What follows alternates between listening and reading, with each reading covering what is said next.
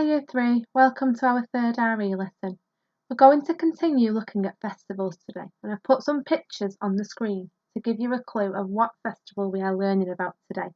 Do you think you can work it out? What festival might we be learning about today? Did you get it? We are learning about Diwali. Okay, now Diwali is a very important festival celebrated by Hindus, and it's usually celebrated in October or November, and it marks the start of the Hindu New Year. It is a Hindu festival of lights, and the word Diwali means row of lighted lamps. The Hindu festival celebrates the victory of good over evil, light over darkness, and knowledge over ignorance. The festival usually honours Lakshmi, the goddess of wealth. People light special lamps to help Lakshmi find her way into people's homes. Hindus believe that Lakshmi brings blessings and good fortune. Now, for your first activity today, you have a sheet like this in your home learning pack. And on the sheet there are 5 golden coins with a different person or thing written inside. And I want you to think of a blessing or a wish for each person or place written in the coin. So we've got for myself, for a friend, for a family member, for our world, for our community, so where we live, and for our school. So think about what good thing you might hope or wish for the person or the place. So pause the video and complete this activity and then come back for the next part of our lesson. Another reason why Hindus celebrate Diwali is to remember the story of Rama and Sita. The Hindu story of Rama and Sita. Long ago, there was a great warrior prince called Rama, who was married to a beautiful and strong woman called Princess Sita. There was a terrible demon king who lived nearby called Ravana. He had 20 arms and 10 heads, and everyone was frightened of him. He wanted to make Sita his wife. So Ravana tricked Sita by appearing as a wounded deer. Sita asked her husband Rama to come and help the deer, but the deer disappeared into the forest. Seeing how worried Sita was about the poorly animal, Rama decided to go and find the deer, not realizing it was actually the evil Ravana. But Rama was worried about leaving Sita alone in the forest, so he drew a magic circle around her to keep her safe.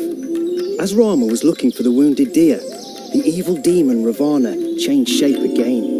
He turned from the deer into a thirsty beggar. He tempted Sita out of the magic circle by begging for water. Sita, being so kind, stepped out of the magic circle, away from safety. Ravana kidnapped her and carried her away in his mighty flying chariot. Meanwhile, unable to find the deer, Rama returned to the magic circle, only to find that his wife Sita had been kidnapped. So he set off to rescue her. He travelled through a forest where he met the Monkey King, Hanuman. Hanuman and Rama became great friends, and Hanuman agreed to help Rama find Sita. Hanuman searched for Sita over many days and nights. He travelled across oceans and over mountains. Eventually, Hanuman found Sita in Ravana's prison on the island of Lanka. Hanuman took the news of his discovery back to Rama, and they gathered a huge monkey army to go to Sita's rescue. But how could they all travel across the water to the island together? Hanuman had a great idea. He called all the monkeys from his army to help. They made a huge bridge that stretched all the way across the water to the island. Once the bridge was finished, Rama, Hanuman, and all the other animals rushed across to fight the evil demon Ravana. There was a great battle, one of the greatest battles ever seen, that lasted for 10 days. It looked as though Ravana was going to win, until Rama saw the perfect chance to use a magic arrow he'd been given by the gods. He shot the evil demon Ravana with the magic arrow and killed him.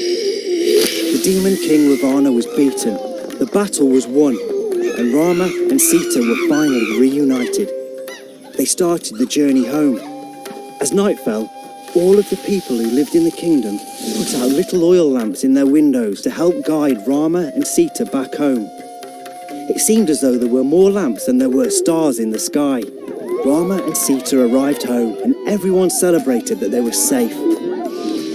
Okay, so this story is helpful to Hindus because it helps them to think about the temptations that they face, and it reminds them about good overcoming evil. So I want you to have a think about the story now and think of the ways that Rama and Sita were tempted in the story. And when did they have to make decisions? So pause the video now and think of these ideas. Now, some that I came up with was Sita was tricked by the injured deer, and she asked Rama to help her, and he had to make a choice to go and look for that deer. Sita was also tempted by the beggar, and because she was so kind, she chose to come out of the magic circle. And then the last thing I thought of was that when Rama had to make a choice about when to use his arrow. So it is a very helpful story that helps Hindus to think about their choices. And we all get tempted to do things in our lives. Temptation is when you want to do something that you know you probably shouldn't. Like in a test, you might be tempted to look at the person next to you and have a look at their sheet and see what they've done. Or if you're trying to eat healthy, you might be tempted to eat a cake. This is definitely me. I'm tempted to eat cake a lot. So for your second activity, you have 5 different scenarios in your pack, and you need to read them and decide how tempting they are from 1 to 10. 1 being not tempting at all, and 10 being very, very tempting. Then I want you to think about how you would overcome the temptation. What would you do to stop yourself from looking at the answer on a test or eating the cookies you were told not to? And once you've done that, there is space at the bottom for you to write down 2 situations where you have been tempted. Okay? See you tomorrow.